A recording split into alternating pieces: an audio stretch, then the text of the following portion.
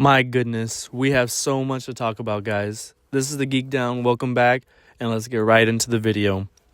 If you saw the game yesterday, then you know exactly how insane Victor Wembanyama is already. In his third year, coming off that season-ending injury he had last season, there was talks about when he might come back, if he's going to start off slow.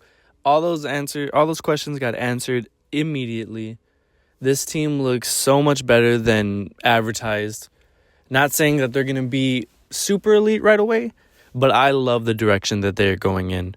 Just from the tip-off, they already show that they are paying attention to detail.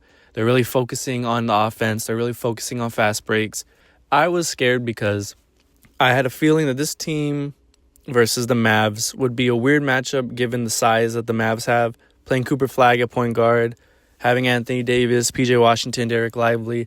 I just felt that this team was a little too big and it might give the Spurs a lot of issues. You know, we've seen in past seasons, Wemby against some of these bigs can get bullied. He can't get in the paint. He can't really make what he wants. But that was not an issue at all. When I tell you that Castle and Wemby, whenever they wanted to get to the paint, they did. Even Dylan Harper, given a couple of points in the paint. Keldon Johnson getting those offensive boards. He's the king of that, getting those boards and putbacks, getting layups on Anthony Davis whenever he wanted. I really like what I saw. I really did. I mean, of course, we can talk about Wemby all day, and everyone already knows exactly what he looks like. Everyone already knows what he's projected to be. But I didn't think he would be this crazy. I didn't think that he'd be able to bully Anthony Davis, take his lunch money. I didn't think that he'd be able to bully Derek Lively, doing whatever he wanted, getting those offensive boards. You just threw the ball up to him, and he just catching it wherever and putting it back, dunking it, getting those layups. His bag is a mixture of Shaq, Giannis, and KD. Whenever he wants, whenever he gets in that bag, he pulls off the craziest shots that you feel is not supposed to be from a 7'6" guy. I mean, those little hook shots he did, the and ones, looking like Luka. Of course, the reverse dunk that he did in the paint, those throw up the ball super high, he's just dunking it back in. Like, this is crazy.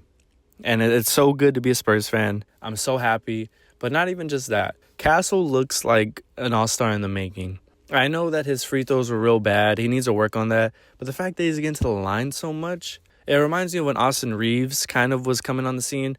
And, you know, he was a free agent, an undrafted free agent. And everyone kind of knew that he was okay. But then he started taking more free throws. And it seemed like it was a sign in the right direction of him going to being a 20-point per game scorer. And I feel like Castle's kind of going in that same direction. I think he had like 15 free throws yesterday, which is just crazy for someone who's not even the main focal point of the offense. He does, like I said, need to work on his free throws. He didn't shoot well from them. But this team is getting to the line more. I really like that.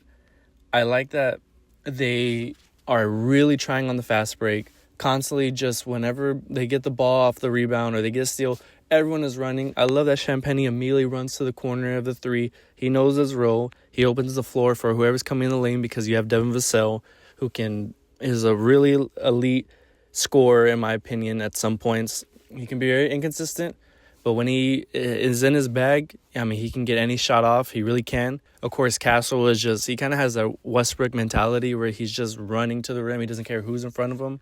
I really like what I saw from Luke Cornett. Of course, he got in a little bit of foul trouble, but, you know, putting up 2, 4, 3, and 2 as a stat line is exactly what we needed as a team. I really like that. I really want to see a little bit more of Carter Bryant. It was kind of unfortunate that he only got, you know, end of the game garbage minutes. I want to see what his role in this team is going to be. I want to see what this team looks like when Fox and Castle comes back because, like I said, I think they're really paying attention to getting quick on those fast breaks and everyone running down. When you have Fox, that makes your life so much easier. I really liked what I saw from Harper and Wemby, the chemistry they had together. It was something that I didn't think would hit the ground running, but it has. I really like that the role players looked more aggressive. Harrison Barnes getting his own. Keldon Johnson, of course, is a spark plug. He's a real tenacity kind of guy. The one thing that does concern me, and maybe it's not a big concern, but just because it's game one, maybe, you know, the Offense isn't looking like what's supposed to in week 4, week 5, week 6 of the season. But I really didn't like that they were 8 of 20 from the three. Not saying that they need to be Joe Mazzulla ball where you're just chucking up threes for the sake of it. But they were bottom 3 in making threes yesterday, or in all the games combined. The only teams that did worse were the Raptors and the Pistons. And of course, the Raptors won. The Pistons kept it close, so maybe it's not that big of a deal. Maybe it's just a one-game sample, and it's nothing to really be concerned over. But I would like to see Champagne take more threes, of course. That's his specialty.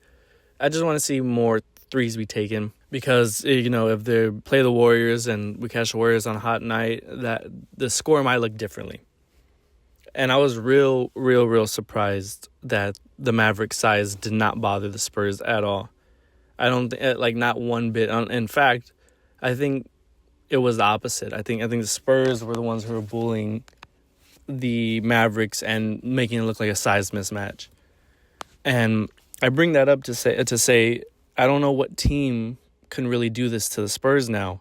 Of course, the Thunder are going to be a problem. I want to see what the Spurs and Rockets look like. I want to see what the Spurs and Bucks look like, because having Miles Turner and Giannis and then Alfred Sengun and Steven Adams, the size is back in the league, the small ball, that was a thing. It's still a thing.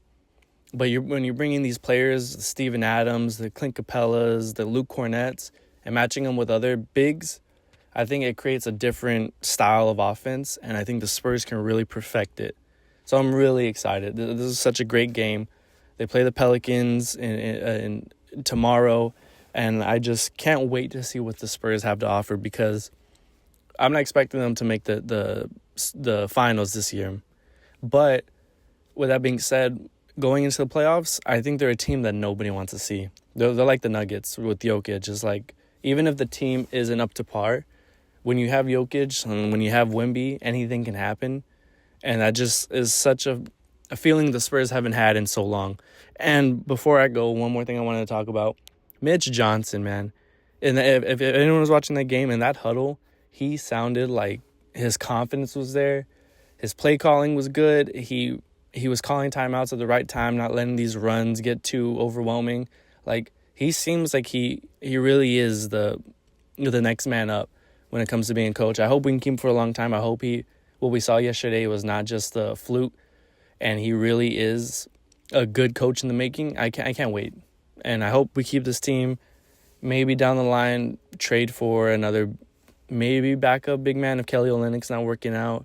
Maybe get a small forward if Carter Bryant needs more time, just, for the season. I definitely think even though size didn't matter in this game, I still think that we need more options. Maybe Sohan can fit that. Maybe Sohan got better at shooting threes. But I am so excited about this team. I'm loving the NBA season already. Yesterday was such a crazy day. VJ, Edgecombe, everyone was going off. It was cool. And I can't wait to talk about the Spurs more. But thank you for watching, guys. Leave a like, subscribe. This is The Geek Down, and I'll see you next time.